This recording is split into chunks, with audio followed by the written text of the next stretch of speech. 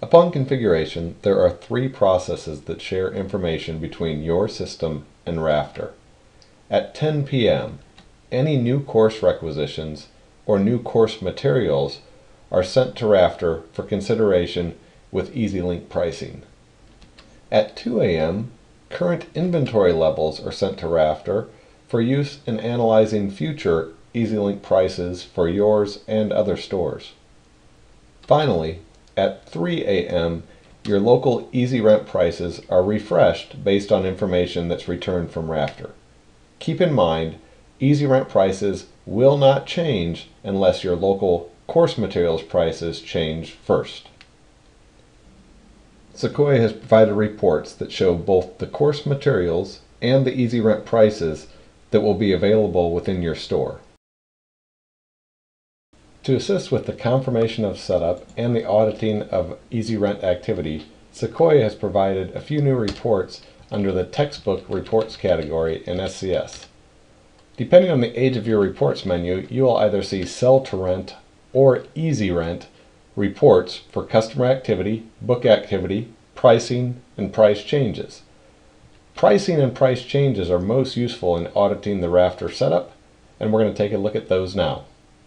The EasyRent pricing report is a list of all local course materials and what their corresponding EasyRent pricing is through your system. Let's go ahead and set up an EasyRent pricing report, and then we'll look at the results.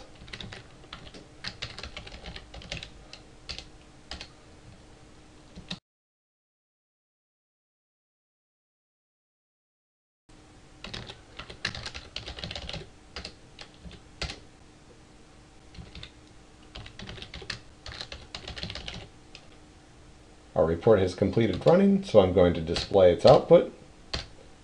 And here we can see a list of ISBNs, authors, titles, and the prices, both new price, used price, and any of the rental increments that are available via Rafter. This is a good way to search for titles that you believe should or possibly shouldn't be in your EasyRent price file.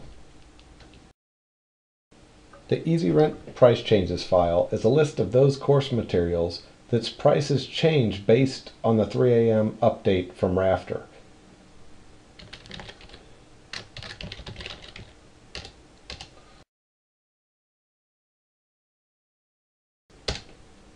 It might make sense to schedule this report to run on a daily basis so that you can review price changes and adjust shelf tags or labels as required.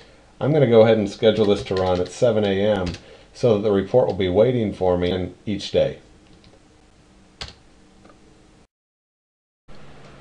In some cases, stores wish to exclude specific ISBNs from consideration for EasyRent pricing.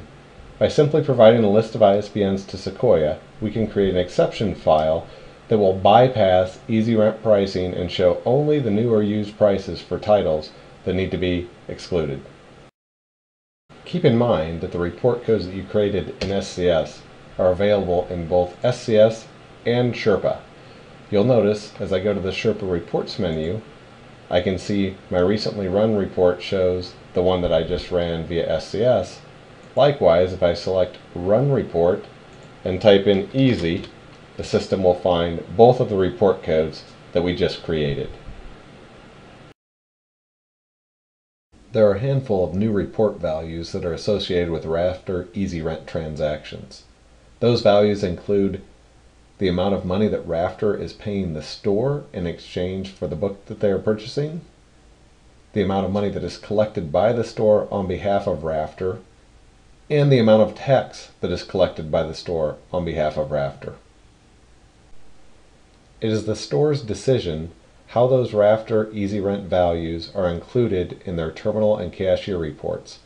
You should work with Sequoia staff to determine how the department sum value, the tax value, and the daily sales value on these reports may be impacted by EasyRent transactions.